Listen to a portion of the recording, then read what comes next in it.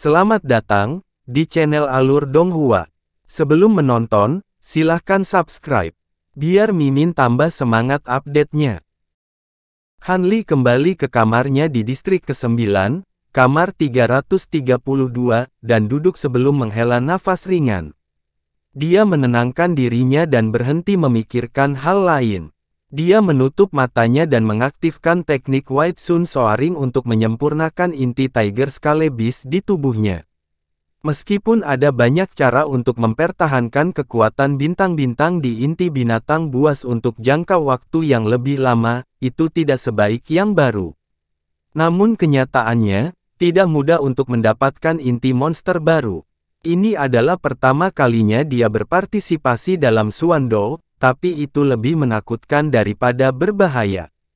Pada saat yang sama, itu membuatnya sadar bahwa situasinya saat ini tidak baik. Jika dia ingin bertahan hidup, dia harus meningkatkan kekuatan fisiknya secepat mungkin. Hanya dengan terus meningkatkan kekuatan fisiknya dia akan memiliki kesempatan untuk meninggalkan tempat ini. Saat dia memikirkannya, inti Tiger Scale Beast secara bertahap larut dalam tubuhnya dan berubah menjadi bola kekuatan bintang. Binatang skala harimau ini layak menjadi binatang skala tingkat misterius. Kekuatan bintang-bintang yang terkandung dalam inti binatang itu beberapa kali lebih banyak dari inti binatang tarot yang dia beli sebelumnya. Namun, kekuatan bintang-bintang itu sama dengan inti binatang tarot. Itu cukup kacau, mengamuk di tubuh binatang itu, dan ada kecenderungan samar untuk meluap. Kekuatan bintang-bintang di inti binatang skala harimau ini sudah sangat kacau. Atau apakah semua inti binatang pada usia tertentu seperti ini? Han Li memikirkannya dan tidak peduli dengan kekuatan bintang yang meluap. Seperti yang diharapkan, tidak lama kemudian, mulut botol langit di tubuhnya memancarkan kekuatan isap dan menarik kembali kekuatan bintang yang meluap. Setelah bereksperimen dengan inti binatang tarot, Han Li secara bertahap memahami beberapa pola. Kemampuan Skylord Fase untuk menyerap dan memurnikan kekuatan bintang yang tidak murni agak mirip dengan bagaimana ia menyerap lebih banyak cahaya di bawah sinar bulan. Perbedaannya adalah sebelumnya di luar tubuhnya, tapi sekarang di dalam tubuhnya. Kekuatan bintang-bintang ini pasti memiliki kemiripan khusus dengan kekuatan spiritual langit dan bumi yang terkandung dalam cahaya bulan. Jika bukan karena ini, orang biasa tidak akan bisa menyerap kekuatan bintang jika mereka langsung menelan inti binatang tarot. Meskipun inti Tiger Scale Beast ini lebih baik, itu hanya bisa menyerap 1 atau 2% dari kekuatan bintang. Namun, dengan botol langit, itu bisa menyerap hampir semua kekuatan bintang di inti binatang. Perbedaan antara keduanya terlalu besar. Mungkin ini juga alasan mengapa efek menyerap inti Scarlet Beast jauh lebih jelas daripada efek si Chuan Kong. Han Li terus mengedarkan seni White Sun Soaring untuk menyerap kekuatan bintang-bintang untuk menerobos Profound Orifice ketiga. Beberapa hari kemudian, bola cahaya bintang yang terang muncul di betisnya sekali lagi. Di bawah pengaruh kekuatan bintang yang agung, bukaan mendalam ketiga menunjukkan tanda-tanda pembukaan kembali. Han Li tidak membuka matanya dan terus mengoperasikan teknik kultivasinya. Saat ini, akar pohon putih di atas kepalanya memancarkan sinar cahaya bintang putih yang menyinari tubuhnya. Kekuatan cahaya bintang juga diserap ke dalam tubuhnya. Tepat pada saat ini, cahaya redup melintas di atas akar pohon putih, dan 3 serangga putih kecil diam-diam terbang turun dari atas. Serangga ini halus seperti sehelai rambut, dan seluruh tubuhnya berwarna putih giok dan tembus pandang. Hampir tidak mungkin untuk membedakan dalam cahaya bintang putih di sekitarnya. Tubuh cacing putih itu tidak bergerak. Mengikuti aliran cahaya bintang di sekitarnya, itu melayang ke arah Han Li. Han Li fokus pada kultivasi dan tidak menyebarkan indera ilahi untuk menjelajahi situasi di sekitarnya, jadi dia sama sekali tidak menyadari perubahan di atas kepalanya. 3 serangga kecil dengan cepat mendarat di bahunya. Setelah memasuki tubuh Han Li, cacing putih yang semula tidak bergerak itu tiba-tiba hidup kembali.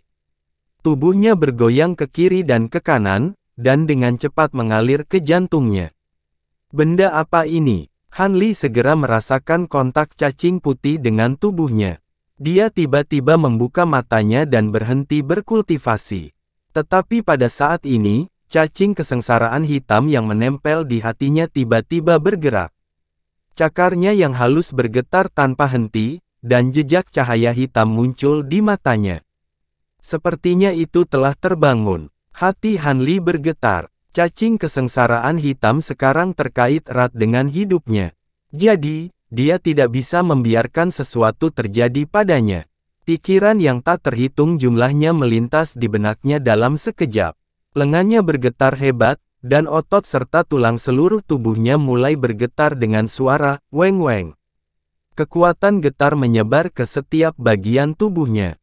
3 serangga kecil diselimuti oleh kekuatan getar ini, dan kecepatan mereka mengebor ke depan segera melambat. Tapi, mereka masih terus menggali ke dalam hati Han Li. Melihat kekuatan getaran tidak berpengaruh, tangan kanan Han Li tiba-tiba menjadi kabur, dan 2 jarinya dengan cepat mengetuk dadanya 3 kali. Energi 3 jari tajam menembus tubuhnya dan secara akurat mendarat di tubuh 3 serangga putih. Tubuh serangga kecil itu langsung tenggelam ke bawah, dan tubuh mereka menjadi kencang. Tapi ketiga cacing putih ini sungguh luar biasa. Tubuh mereka tiba-tiba kencang, dan pada saat yang sama, mereka terus mengebor ke depan. Lagi pula, energi jari adalah inkorporeal dan tidak bisa bertahan lama. Segera, mereka menghilang tanpa jejak. Tubuh ketiga cacing putih segera kembali normal, dan mereka bergerak maju dengan kecepatan yang lebih cepat lagi.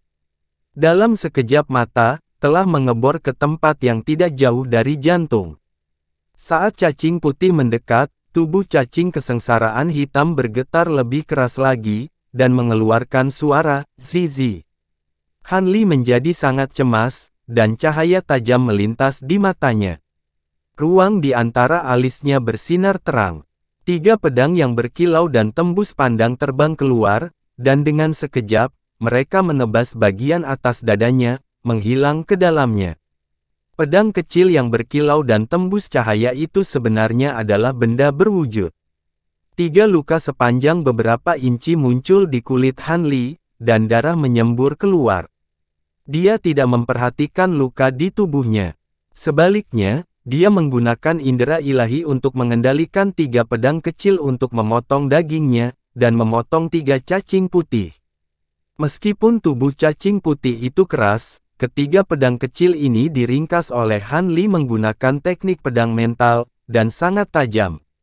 Mengikuti 3 suara lembut, tubuh ketiga cacing kecil itu dengan mudah dipotong menjadi 2.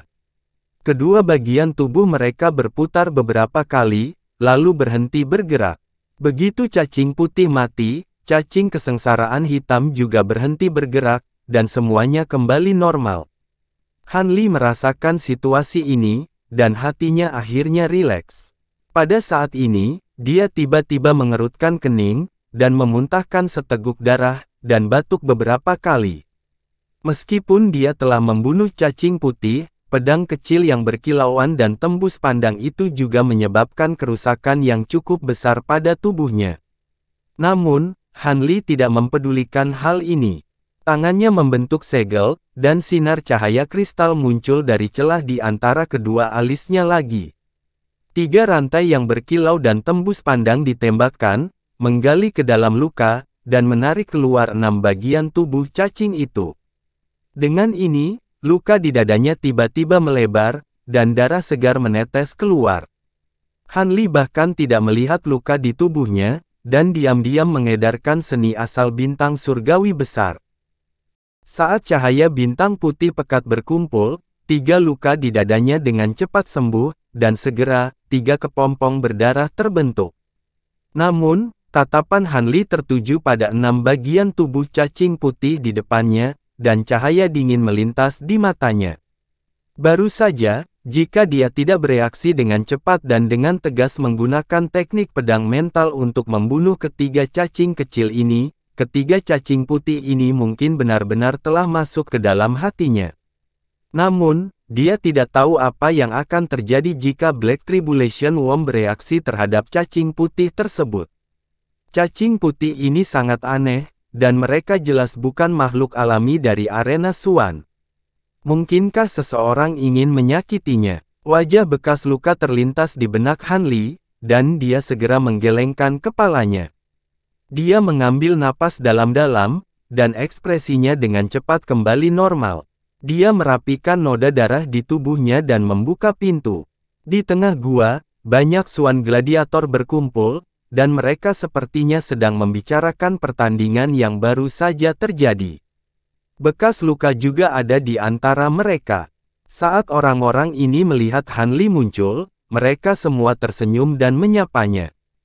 Hanya Scar yang menunjukkan ekspresi tidak wajar di wajahnya, dan dia menoleh ke samping tanpa mengucapkan sepatah kata pun.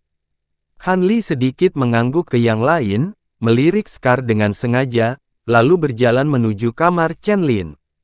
Ketika dia tiba di luar kamar Chen Lin, Han Li mengangkat tangannya dan dengan ringan mengetuk pintu batu itu 2 kali.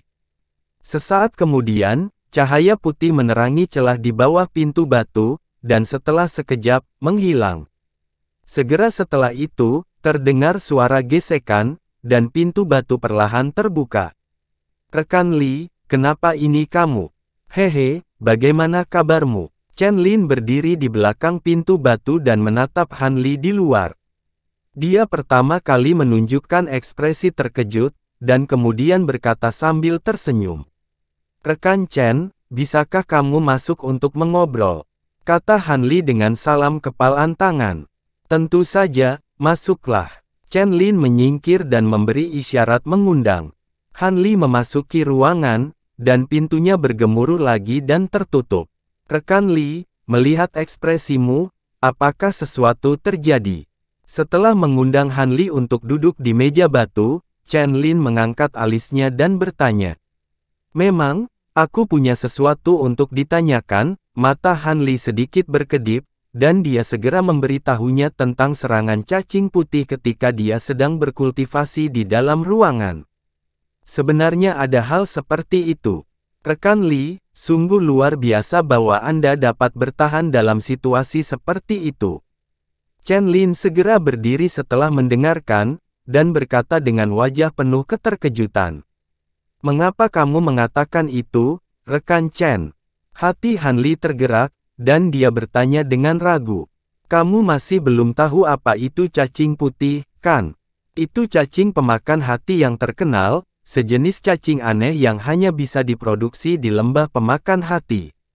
Hal kecil semacam ini adalah musuh bebuyutan Black Tribulation Worm. Begitu bertemu, mereka akan bertarung sampai mati. Jika mereka memakan satu sama lain di dalam tubuhmu, tidak peduli seberapa kuat tubuhmu, kamu pasti akan mati." Chen Lin mengerutkan kening. "Jadi begitu. Sepertinya aku tidak ditakdirkan untuk mati." Han Li menyentuh hidungnya, dan berkata sambil tersenyum masam. "Apakah Daoba melakukannya?" Alis Chen Lin bergerak, dan dia bertanya ragu-ragu. "Siapa lagi selain dia?" kata Han Li sambil menghela nafas. Dalam keadaan normal, Suan gladiator tidak diizinkan meninggalkan tempat ini, jadi di distrik ke-9, selain dia, tidak ada orang lain yang bisa mendapatkan Heart Devouring Worm. Chen Lin berkata sambil berpikir. "Oh, sepertinya orang ini memiliki latar belakang khusus." Han Li bertanya dengan ragu. "Latar belakang khusus tidak dapat dipertimbangkan, jika tidak, dia tidak akan jatuh ke tempat ini. Hanya saja meski kekuatannya tidak kuat, ia memiliki hubungan kekerabatan dengan seorang pelayan kecil di mansion Tuan Kota. Tapi hubungan kecil inilah yang memungkinkan dia untuk mendapatkan beberapa hal dari luar yang tidak dimiliki cincin pertarungan Suan, dan berdagang dengan gladiator Suan lainnya. Selain itu, dia memiliki hubungan yang baik dengan Bos Dulong, jadi umumnya tidak ada yang mau memprovokasi dia, sehingga dia menjadi semakin mendominasi."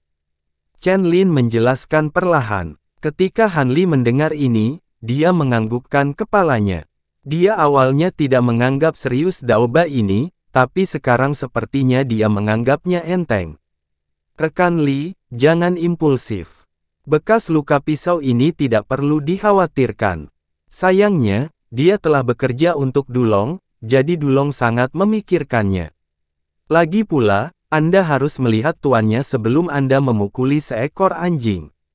Apalagi Knife Scar adalah anjing yang patuh pada Dulong. Jangan impulsif dan benar-benar menyinggung Dulong. Chen Lin dengan cepat menghentikannya dan menasihati. Bukankah rekan Chen terakhir kali mengatakan bahwa Dulong berpikiran sempit? Setelah konflik kita terakhir kali, dia tidak akan membiarkanku pergi. Bahkan jika aku keberatan, apa gunanya? Han Li menggelengkan kepalanya dan berkata tanpa komitmen. Bahkan jika kamu tidak perlu khawatir tentang dia, kamu masih harus mematuhi peraturan Suan Arena. Untuk Suan Arena, tidak masalah jika kita Suan Gladiator bertarung secara pribadi atau bahkan membentuk dendam kematian. Mereka bahkan senang melihatnya. Namun, semua hidup dan mati hanya bisa diputuskan di Suan Arena. Jika seseorang meninggal dalam perkelahian pribadi, hasilnya akan sangat merepotkan.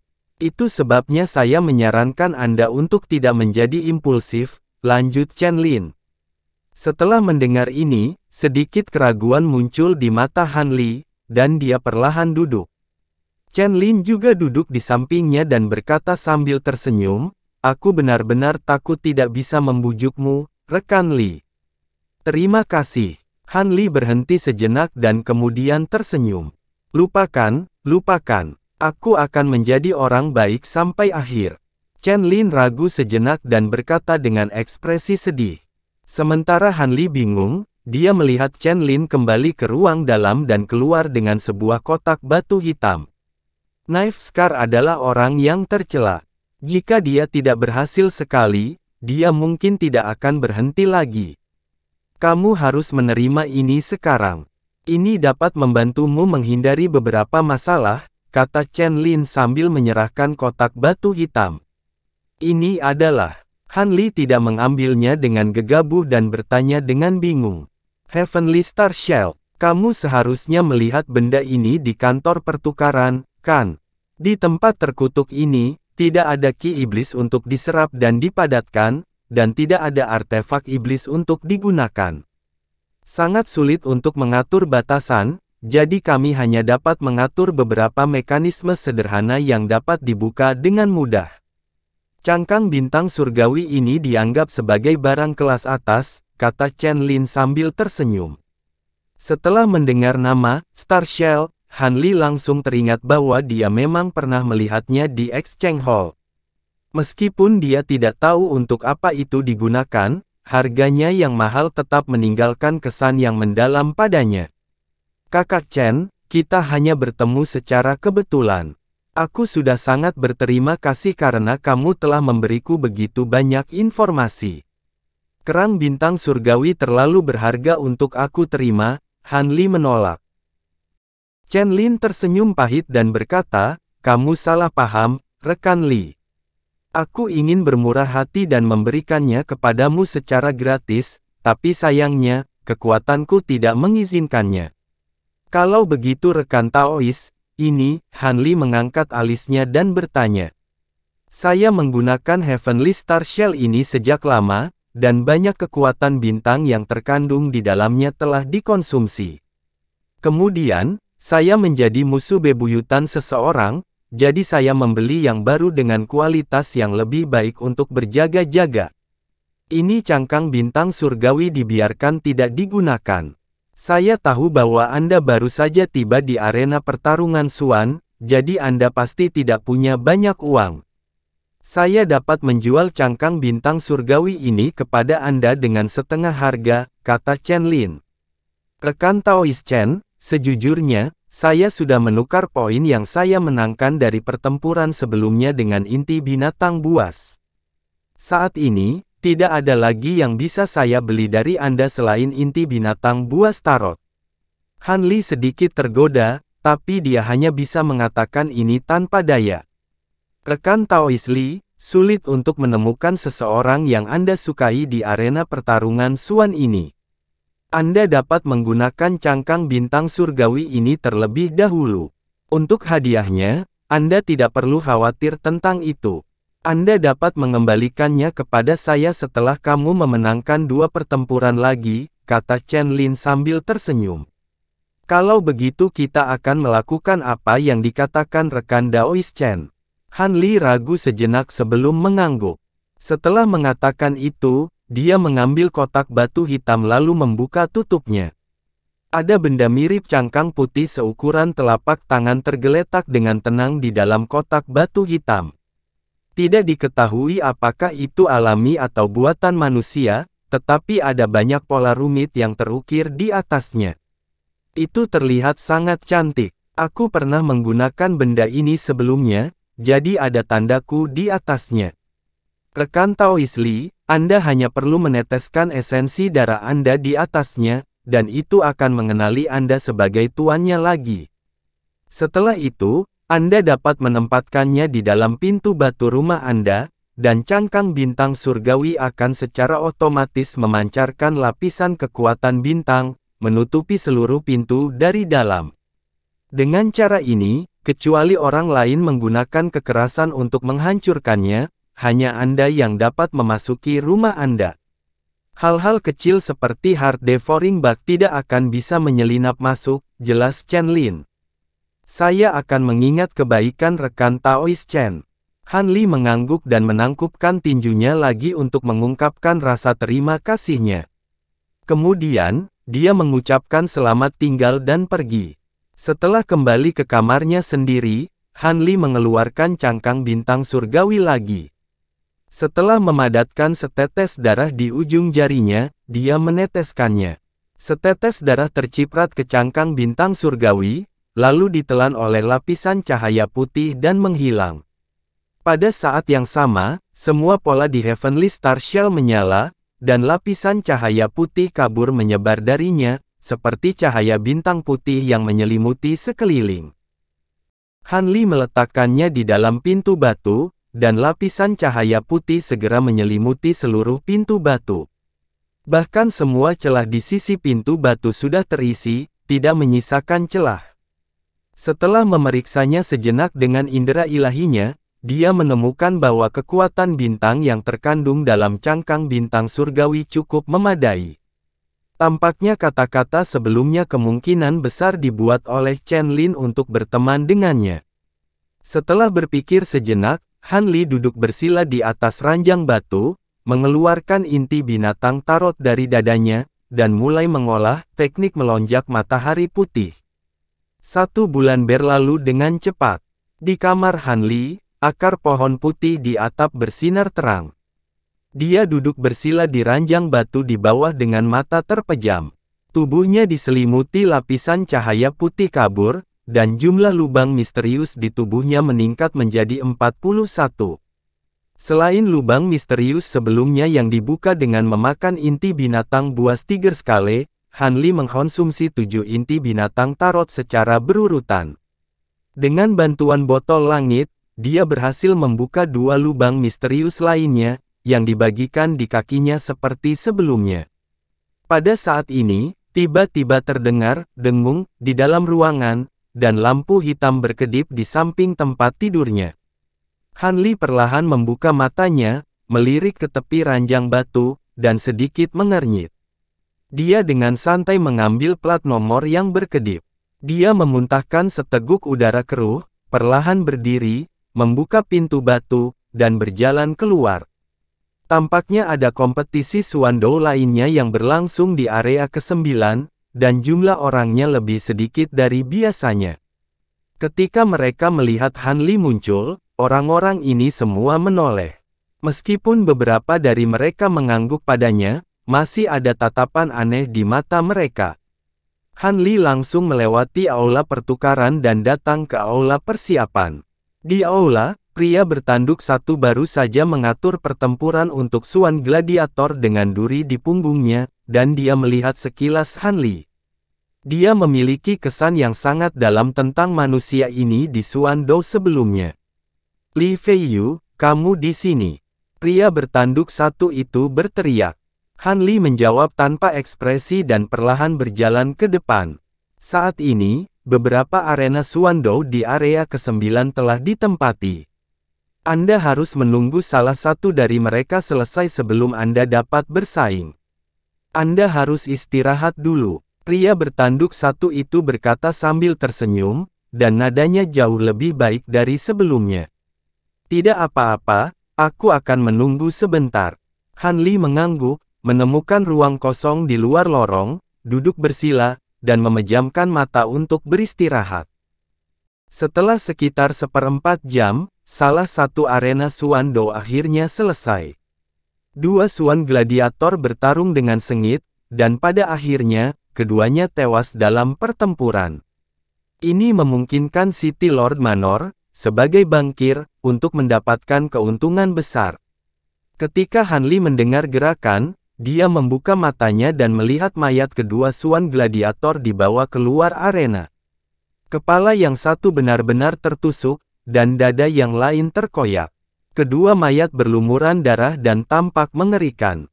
Setelah menunggu lama, ketika tanah arena Suandou diperbaiki, pria bertanduk satu itu masuk dan mulai mengumumkan putaran Suandou berikutnya. Semuanya, setelah sebulan, aku yakin semua orang tidak bisa melupakan manusia yang secara tak terduga mengalahkan binatang bersisik harimau, kan? Hari ini, dia akan kembali ke arena Suandou dan menantang binatang berskala Suan, Kera Tongshan. Menurut penyelidikan, dia tidak memiliki lebih dari 30 lubang Suan. Aku ingin tahu apakah dia akan memiliki kesempatan untuk mengejutkan semua orang lagi kali ini dan menyerang balik monster bersisik. Dua pertanyaan sederhana pria bertanduk satu itu langsung menyulut suasana di arena Suandou.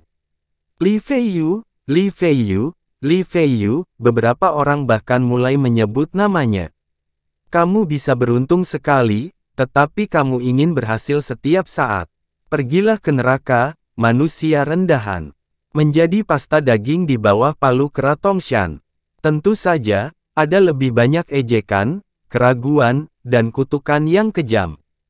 Han Li bisa mendengar beberapa kata tidak jelas berdiri di bagian itu, tapi dia tetap tanpa ekspresi dan acuh tak acuh. Dia tidak tertarik dengan teriakan fanatik ini. Suandou antara Li Feiyu dan Tongshan AP akan segera dimulai. Mereka yang tertarik, silakan bertaruh secepatnya. Begitu pertandingan dimulai, taruhan akan segera dihentikan. Kali ini, peluangnya masih 5-1.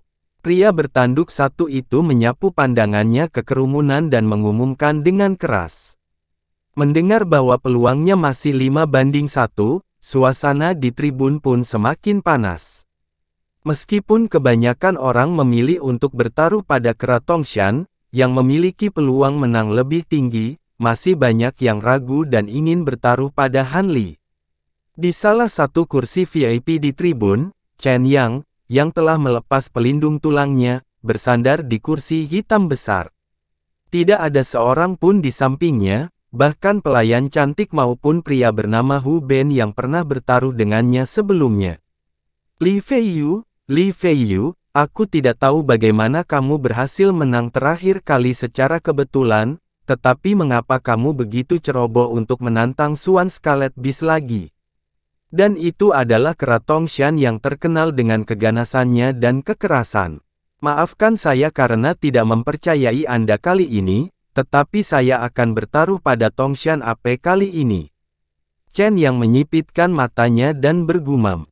Sesaat kemudian, suara gong terdengar. Waktunya telah tiba, dan semua orang berhenti memasang taruhan mereka. Suandou akan segera dimulai. Pintu batu di pintu masuk perlahan terbuka, dan Han Li perlahan berjalan keluar. Tatapannya setenang saat dia melihat ke seberang.